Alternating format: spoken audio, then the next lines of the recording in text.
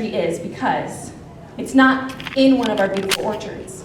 It's just on someone's property because you see this tree was not planted as part of a larger apple initiative. It was planted right in the middle of the market square.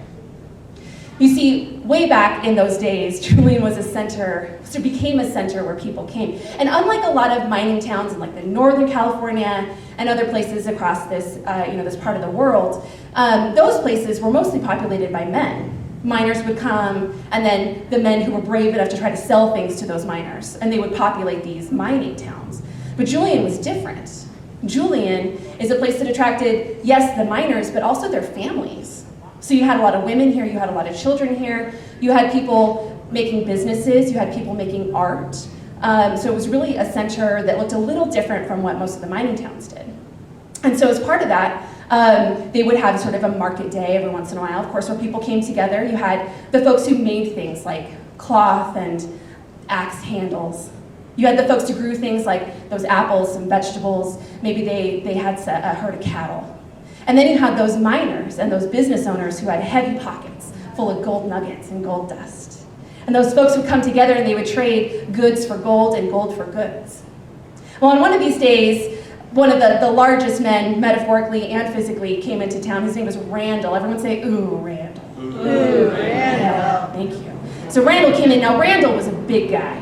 He was taller than an apple tree, and his arms and his legs were as thick as tree trunks themselves. And this day, on this market day, Randall came into that market, pulling behind him a wheelbarrow that was full of apples. And they were all balanced just perfectly, so that even when Randall dropped that wheelbarrow into the dust, not a single one of those apples fell off, because you see, Randall knew the worth of his apples. They were the shiniest and the juiciest and the most perfect apples being grown all around Julian. Well, Randall set down his wheelbarrow. Those apples were there. They were gorgeous. They were shining in the sun. There were apples that were green like fresh grass, and apples that were the yellow of a cat's eye, and apples that were such a dark purple. It was like looking at the night sky in Julian on a night with no moon. So Randall set down those apples and he started to call out, "Apples! Got the finest apples in Julian here? Setting a fair price, here we go." Now, Randall thought this was a fair price that he was setting, but it was still higher than what everyone else was asking for those apples. But all the folks in that market square, they took a look at that wheelbarrow that was piled perfectly with those shiny apples. And they paid Randall's price. They gathered around his wheelbarrow and they traded goods and gold and whatever they could to get one of those beautiful apples from Randall.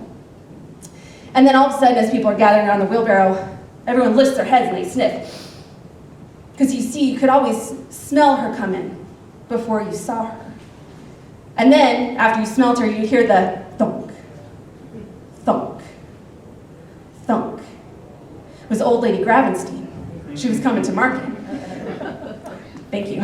Now, the old lady Gravenstein, now a lot of the ladies that were living in Julian at that time, they were mothers, they were artists, they were makers, they were business owners. So they were wearing sort of like light-colored dresses, they were wearing things that kind of fit a little bit closer, some of them in trousers, stuff that was easy to move in and easy to work in and easy to clean. But old lady Gravenstein, you could always tell she was there not only by the smell, but also because she wore a dark robe. And as she got older and older, she got a little shorter and shorter. So that today, on the day our story happens, she's just about half as tall as she used to be. And her robe, it drags on the ground, and it drags across that dust and the rocks and the weeds all in Julian. And now the bottom of the robe is in tatters. And as she walks, it kind of rubs against the dust and it kicks up that dust. So it's hard to tell where the robe ends and where the dust begins. And old lady Gravenstein, she bends over a cane. Now in Julian, and any places where things are scarce, it's really smart to have stuff that can do more than one job, right? So the end of old lady Gravenstein's cane was whittled to a point. So she could use it to, poke youngsters, or maybe stab an apple off of a tree when she needed one. So as she enters the market square, and she thunk, thunk, and she's bent over this cane. And her nose is maybe a little larger than a lot of people's noses, and it's bent hard to one side. Yeah. Well, old lady Gravenstein, she walks up to Randall and looks at his wheelbarrow and says, "Got an apple for an old lady?" And Randall, while he says, "Shoo, no, I don't have any apples for you. Shoo, shoo, get away." Well, Old Lady Grabenstein, she does not shoo. And Old Lady Grabenstein does not get away. She stands right there. And that sets Randall to cussing and swearing, and words that it's not really polite to repeat in such company. But I want you to imagine right now, what's the worst thing that you can imagine being called by someone like Randall? And that's what he said to her. Randall. Randall. Everyone say, "Oh, Randall." Oh, Randall. Well, Randall's making such a fuss that finally the deputy comes over and says, "Randall, it's market day. You got to keep it peaceful. Here, just take my money." So the deputy hands Randall a coin, and he takes one of those apples off of the wheelbarrow, and he hands it to Old Lady Grabenstein. Well, Old Lady Grabenstein, she takes that apple, and she says, "Thank you. Everybody listen up. Those of us who don't have enough, we don't understand when people who have more than enough don't share. So listen here, I've got hundreds of apples, and I'm going to share them with all of you today." And one of those miners said, "Oh, Lady Grabenstein, if you had 100 apples this whole time, why did you need one of Randall's?" And she said, "'Cause I needed these seeds to get them from." And Old Lady Grabenstein, she says to crunching on that apple, and she crunches on it until all that's left is a core. And then she kind of leans her cane up against her body, and she uses one long yellow fingernail to dig out one of those apple seeds. Yeah? It's dark brown, almost black. It's so dark. And it's tiny. It's hard to believe that these apple trees and all these apples come out of a seed so small. Old Lady Grabenstein, she gets down to her knees very carefully, and she uses that sharp tip of her cane to dig out a hole in the ground. And she takes that apple seed and she drops it right there in the hole. And she covers it up with that loose earth that she dug up. And then she looked around at everyone and said, "Anyone got a sip of water for an old lady?" And that same miner said, "All right, I'm game, sure, let's see what happens." So he handed her his extra canteen. Old Lady Grabenstein took that canteen, and first she took a big chug of it, because it had been very dry and dusty, as it often is in Julian. And then she took the rest of that canteen and she poured it out over that hole that she had just filled in. And by now, and she handed the canteen back, which is very polite, and by now everyone in the market square is watching, like, what is happening? What is Old Lady Grabenstein doing? Some of them are holding their handkerchiefs over their noses, but they're curious. And as they watch, their attention shifts away from Old Lady Grabenstein and down to that little spot of mud right in front of her, because right there, all of a sudden, there's a tiny hint of green. And as they watch, that little hint of green becomes a bigger hint of green, and a bigger hint of green, and it gets taller, and it starts to turn a little bit brown. And that little bit of green starts to grow branches. And soon, right before their eyes, is a whole apple tree that's just grown right out of the mud, right at Old Lady Grabenstein's feet. Well, this tree grows out branches, and it grows out leaves on those branches, and then soon next to those leaves are some apple blossoms that pop up. And then soon, right before their eyes, those apple blossoms turn into bright, juicy apples. Well, Old Lady Grabenstein, she gets to her feet.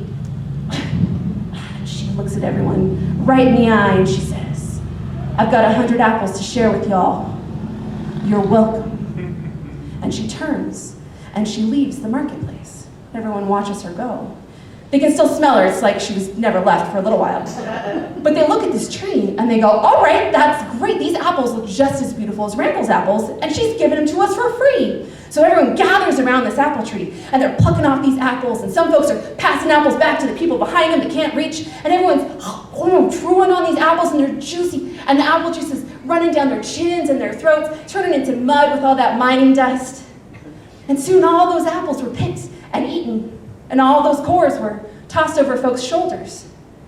And everyone turned back to their work. This has been so exciting. They hadn't even paid attention to the market for a little while. So they turned back to their work with full bellies. Well, Randall turned back to his wheelbarrow that was full of apples. Except it wasn't full of apples anymore. Because you see, Randall's wheelbarrow was empty. There was not an apple or an apple cord or even a tiny apple seed to be seen in this wheelbarrow. And Randall realized that all of those beautiful green, fresh grass green and cat's eye yellow and night sky purple apples that had been growing on Old Lady Grabenstein's apples, those had been his apples. Well, Randall set to cussing and swearing up a storm again until the deputy had to come back and say, Randall, you can't stay here with that kind of mouth, you gotta get out. And they kicked Randall out of the market altogether, which was fine, he didn't have anything left to sell. Well, when old lady Gravenstein turned and walked away, that was the last time that anyone ever saw old lady Gravenstein. But some folks swore that for hours afterward, they could still hear her giggling. And today, that apple tree is still growing in Julian. But the owners don't want you to know, because the thing about this apple tree is every year it puts out leaves, and it puts out apple blossoms, and it puts out fruit, and that fruit that grows, it is the green of fresh grass, and the yellow of a cat's eye, and the dark purple of a Julian night sky when there's no moon out. And they don't want you coming around and crowding their property and eating all their apples. But maybe if you ask nicely, you can have one.